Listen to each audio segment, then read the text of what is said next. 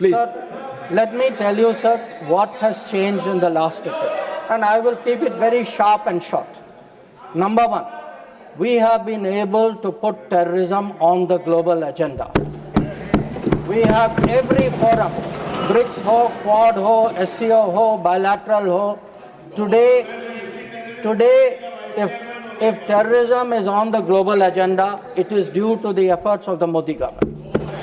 Number two, sir, we were able to get Masood Azhar and Abdul Rahman Makki, two notorious terrorists, sanctions placed under the sanctions of the UN Security Council 1267.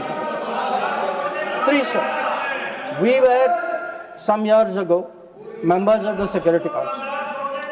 We were able to hold a Security Council meeting at the venue of terrorism attack, that is the Taj in Mumbai.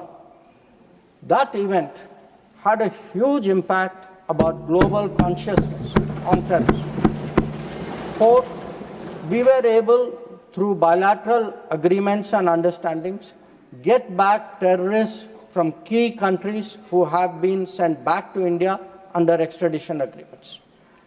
And I remind you here, sir, that Tahavur Rana, who was wanted for 2611, finally has been brought back by the Modi government to India, who is today facing trial in this country.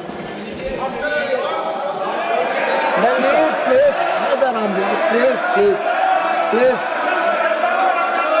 We have exerted. Please listen peacefully. Sanjay ji, please listen. Please listen. We have exerted huge pressure on Pakistan through the FATF process. We have convened and we actually had a conference of no money for terror. We have today joined this effort at blocking, identifying financials of terrorists.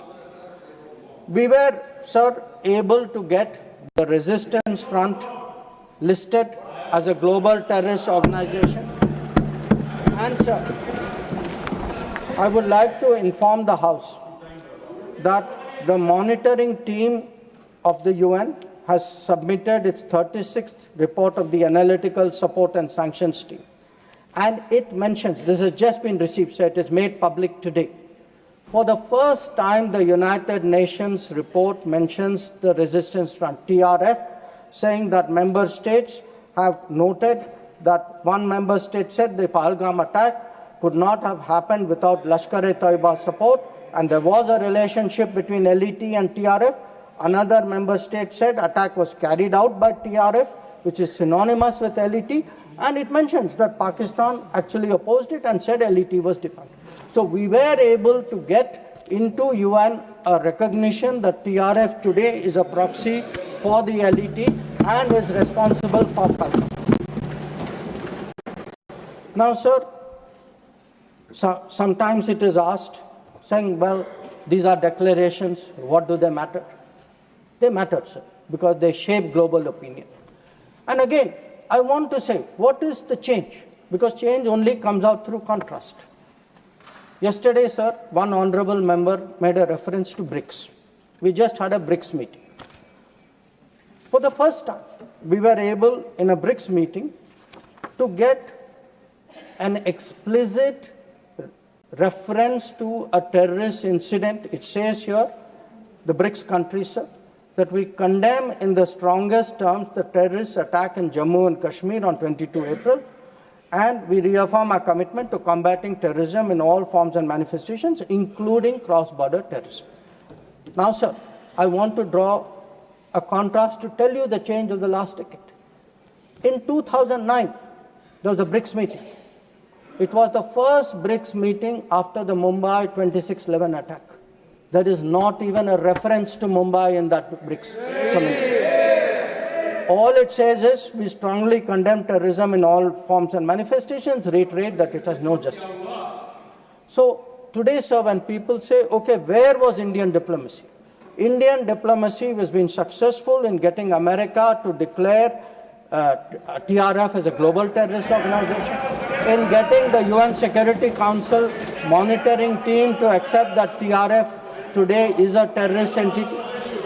in getting BRICS, which is Please, no composed running of some commentary, very Sanjay. No. difficult countries, to getting BRICS even to recognize the seriousness of Pahalgam and to say, and sir, when people say cross-border terrorism, what border do they mean? Does this have to be spelled out? So the point is that in the last decade, there has been a huge change in India's approach to terrorism, and this change on the ground was demonstrated in Uri, after Uri, in our surgical strike. It was demonstrated in 2019 in the airstrike, and it is today, sir, demonstrated through Operation Sindoor.